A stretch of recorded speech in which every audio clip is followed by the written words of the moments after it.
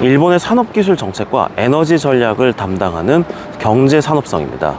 우리나라의 산업통상자원부와 비슷한 역할을 하는 정부 부처인데요. 한국에 대한 반도체, 디스플레이, 핵심 소재 수출 규제를 실행하는 부처이기도 합니다. 이 경제산업성이 지난해 6월 내놓은 보고서 한 통이 일본 열도를 충격에 빠뜨렸습니다. 도쿄 나우. 한국경제신문의 일본이 흔들린다 기획 시리즈에 맞춰 도쿄나우에서도 예전 같지 않은 일본 경제를 분석하고 있습니다. 도쿄나우 27회 코로나 대응도 참패 편에서 30년째 실패를 반복하는 일본의 경제 정책을 짚어드렸습니다. 그 대표적인 사례가 반도체입니다. 오프닝에서 설명드린 일본 열도를 충격에 빠뜨린 보고서는 반도체 전략이라는 83페이지짜리 문서인데요. 일본을 경악시킨 건 8페이지의 그래프 한 장입니다. 보시는 것처럼 1988년 세계시장의 50.3%를 차지했던 일본 반도체 점유율은 2019년 10%까지 주저앉았습니다. 미국이 자신의 안방까지 위협하는 일본 반도체에 반덤핑 관세와 각종 무역 제재를 가한 영향이었습니다. 1992년 반도체 기업 순위를 보시면 2위 NEC, 3위 도시바, 5위 히타치 등등 10위 가운데 6곳이 일본 기업입니다. 2019년 순위를 보시죠. 삼성전자와 SK하이닉스 등 한국 기업이 세계 2, 3위에 오른 반면 일본 반도체에서는 9위의 기요시아 홀딩스 하나뿐입니다. 여기까지는 일본의 현주소를 나타낸 거고요. 일본인들이 충격에 빠진 건 바로 2019년 이후의 전망 부분이었습니다. 보시는 것처럼 2030년 일본의 반도체 점유율이 제로가 된다는 것이었습니다.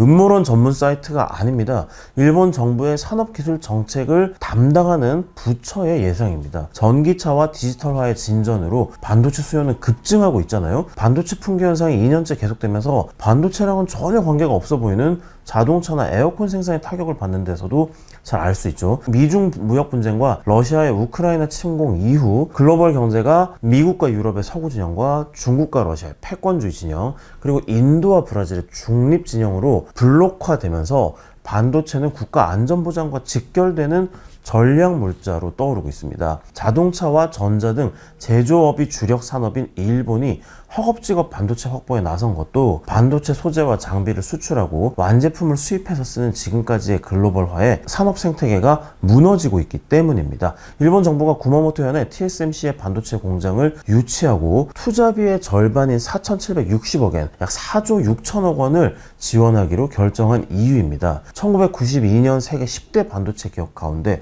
6곳이 일본 기업이라고 말씀드렸잖아요. 이 회사들 지금 다 어딜 가버렸길래 일본 정부가 5조 원을 내가며 남의 나라 반도체 회사를 유치하는 걸까요? 이 부분이 일본 입장에서는 참 뼈가 아플 수밖에 없는 상황인데요. 지난 10년간의 상황을 잠시 살펴보실까요? 자, 2012년 2월 27일 엘피다라는 당시 세계 3위 D램 반도체 업체가 도쿄지방법원에 법정관리를 신청했습니다. 엘피다는 1992년 2위 NEC, 5위 히타치, 8위 미츠비시 전기의 반도체 사업부를 합쳐서 만든 일종의 일본판 반도체 어벤져스입니다. 엘피다는 한때 세계시장 점유율 20%로 세계 2위까지 순위가 올랐습니다. 하지만 2000년대에 삼성전자와 하이닉스와의 이 치킨 게임에서 패하면서 내리막길을 걸었습니다. 2012년 법정관리를 신청한 이듬해 엘피다는 미국 마이크론 테크놀로지에 합병이 되면서 일본의 D램 전문 업체는 한 곳도 남지 않게 되었습니다. 일본에 남은 마지막 D램 업체였던 엘피다가 2007년에서 2008년 2년 연속 2천억엔이 넘는 적자를 내자 일본 정부와 채권단은 그래도 살려보려고 2009년 1,100억엔의 협조 융자를 제공했습니다. 하지만 만기인 2011년 말이 다가오자 일본 정부와 채권단은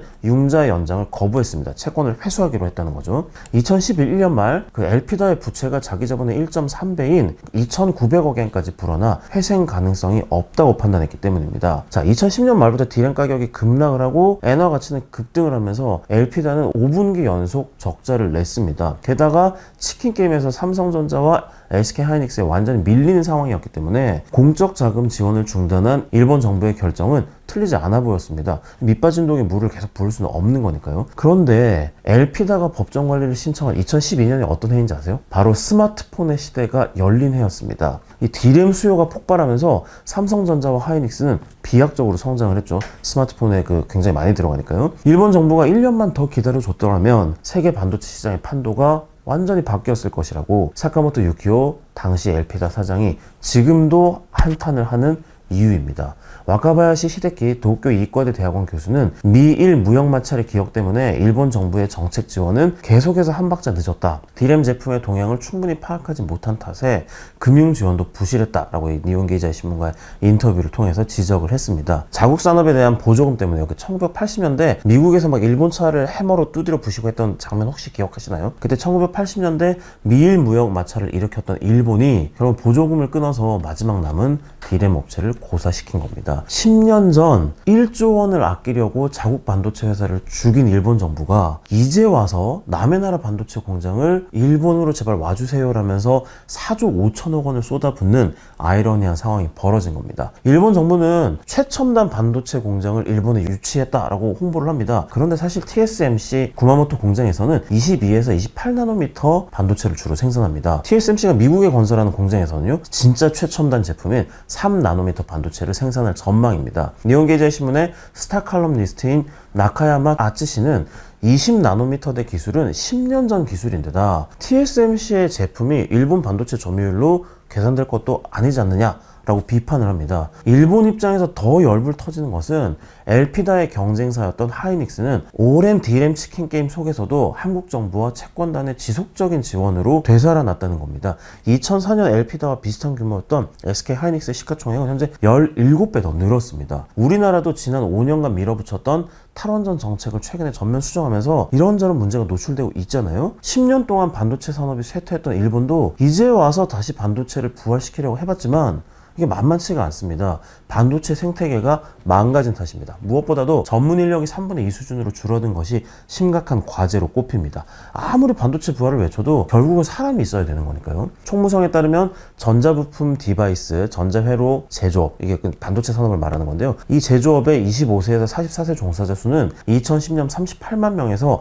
지난해 24만 명까지 감소했습니다. 지난해 일본 전자정보기술산업회는 앞으로 5년 후면 반도체 공장을 신설하고 운영하는 과정에 정통한 베테랑 엔지니어가 사라질 것이라고 전망을 했습니다. 일본 정부도 지금까지 실패를 인정을 하고 있습니다. 기시다 후미오 일본 총리 정부는 한국과 중국, 대만이 국가적으로 기업을 육성한 데 반해 일본은 기업에 대한 지원을 줄인 것을 반도체 패전의 원인으로 보고 있습니다. 하기우다 고이치 경제산업상은 국회 등에서 여러 차례 세계 반도체 산업의 조류를 잇지 못하면서 적절하고 충분한 정책을 펼치지 못했다라고 자인을 했습니다. 이렇게 반성을 하는 일본 정부, 앞으로는 달라질까요? 그렇지 않다는 게 일본 전문가들이 자국의 미래를 걱정하는 이유입니다. 상징적인 이벤트가 지난 5일 있었습니다. 영국을 국빈 방문한 기시다 후미오 일본 총리가 런던의 금융중심지 시티에서 열린 강연을 통해 가계의 금융자산을 저축해서 투자로 옮겨서 자산소득을 2배로 늘리겠다라고 선언을 했는데요. 이 다양한 개인 투자자들에게 주는 세제 혜택을 늘려서 현금과 예금에 묶여있는 가계의 금융자산을 주식시장으로 유도하겠다라는 것이었습니다. 지난해 일본의 가계 금융자산은 2023조엔, 우리 돈으로 약 2경 원으로 처음 2천조엔을 넘어섰습니다. 하지만 일본인들은 이 금융자산의 54%인 1092조엔을 예금과 현금으로 갖고 있습니다. 주식 비중은 10%에 불과합니다. 금융자산의 대부분을 주식으로 갖고 있고 현금 비중은 10%에 불과한 미국인들과는 정반대의 성향입니다. 기시다 총리가 말한 자산소득은 일을 해서 버는 급여가 아니라요, 예금이자나 주식의 배당, 부동산 임대료 등으로 벌어들이는 소득입니다. 그런데 후생노동성 국민생활기초조사에 따르면 2018년 일본의 세대당 자산소득은 15.8엔, 154원에 불과했습니다. 방금 설명드린 대로 일본인들은 대부분의 자산을 예금으로 갖고 있는데 일본의 예금이자는 이게 제로잖아요. 지금 2016년부터 마이너스 금리 정책을 실시하고 있으니까요. 자산소득을 2배로 늘리겠다는 기시다 총리의 목표가 사실은 의미 없는 구호에 가깝다라는 평가를 받는 이유입니다.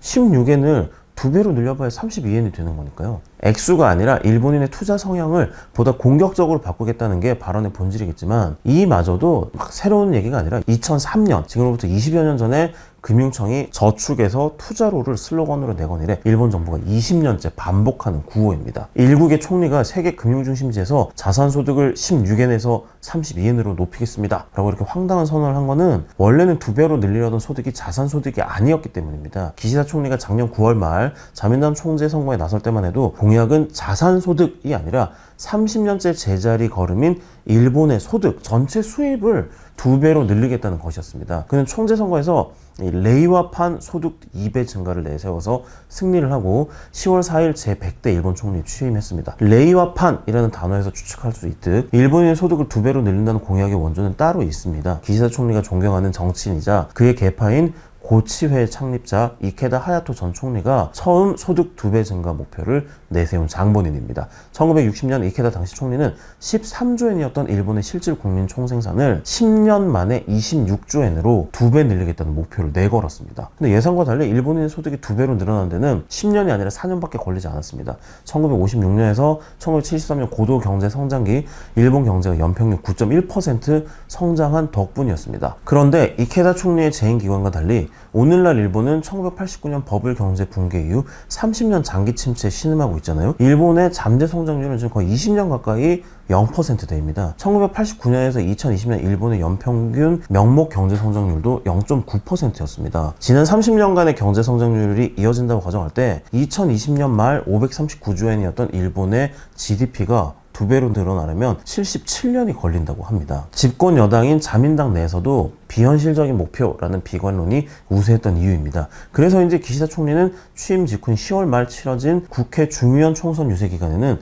소득 2배 증가라는 목표를 한 번도 언급하지 않았습니다. 자민당 총재 선거 이후 기시다 총리가 반년 만에 내놓은 새로운 목표가 현재 4113달러인 소득 대신에 15.8엔인 자산소득을 2배 늘리겠다는 것입니다. 이렇게 정부의 정책이 오락가락하고 믿음을 주지 못하는데요. 일본 정치권은 오히려 기업이 일본 경제를 망치고 있다고 닥달을 합니다. 2015년 1월 아소다로 당시 일본 부총리 겸 재무장은 수전노 같은 일 이러면서 이 기업들을 원색적으로 비난을 했습니다. 기업이 막대한 이익을 올리면서도 내부적으로 쌓아두기만 하고 임금 인상과 설비 투자에 인색하다는 비판이었습니다. 내부 유보금의 부정적인 일본 정치권의 시각은 기시다 후미오 총리 내각 들어서도 변하지 않았습니다. 스즈키 주니치 재무상은 작년 10월 취임 기자회견에서 이 기업의 내부 유보가 전례 없는 수준이라고 지적을 했습니다. 내부 유보금은 기업이 매년 벌어들인 이익의 일부를 쌓아놓는 적립금입니다. 근데 일본 정치권이 민간 기업의 사금고에 이렇게 따가운 시선을 보내는 배경에는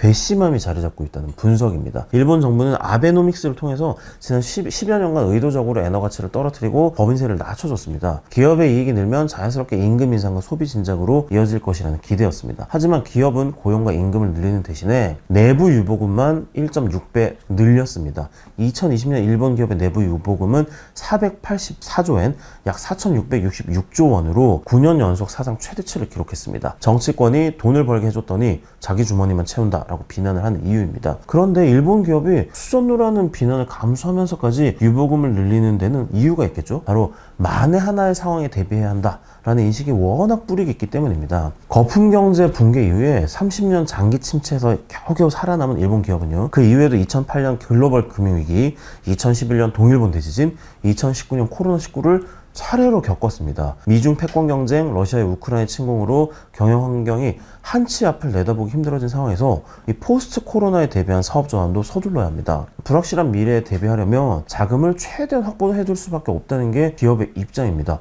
무엇보다 앞서 설명드린 대로 일본 정부의 경제 정책이 계속해서 오락가락 했으니까요. 일본인들도 지갑을 열지 않는 거는 기업 못지 않습니다. 2021년 일본의 가계는 연수입의 34.2%를 저축했습니다. 저축률이 2008년 글로벌 금융위기 당시보다 10%포인트 이상 높아졌습니다. 미국과 유럽 같은 보복 소비도 일본에서는 일어나지 않았습니다. 바로 이게 지난해 일본 가계의 금융자산이 처음으로 2,000조엔을 돌파한 이유입니다. 1992년 1,000조엔을 돌파한 지 30년 만입니다. 일본 정부가 한숨을 짓는 건 이렇게 가계자산이 늘어난다는 게 반드시 일본이 풍족해졌음을 의미하는 게 아니기 때문입니다. 일본 경제가 활력을 되찾으려면 주식시장 같은 성장 분야로 돈이 흘러들어가야 되는데요. 말씀드린 대로 일본의 돈 대부분은 은행 금고와 장롱 속에서 잠을 자고 있으니까요. 일본 정부가 수십 년째 개인 금융자산을 저축해서 투자로 돌리기 위해 애써온 이유입니다. 그런데 수십 년째 애써왔던 건 효과가 없었다는 뜻이겠죠. 버블 붕괴와 글로벌 금융위기 당시 주식 증서가 휴지 조각이 되는 것을 경험한 일본의 중장년층은 여전히 투자에 대한 트라우마를 안고 있습니다. 30년 불황을 겪으면서도 일본인들이 별다른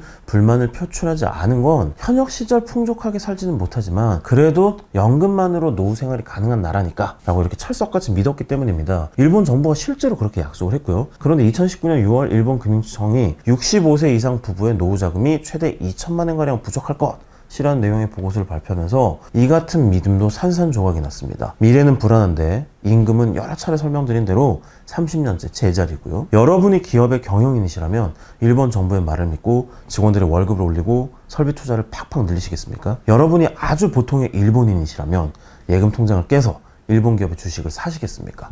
아니면 유보금을 늘리고 한 푼이라도 더 저축을 하려고 하시겠습니까? 지금까지 도쿄나우의 정현유튜브였습니다. 감사합니다.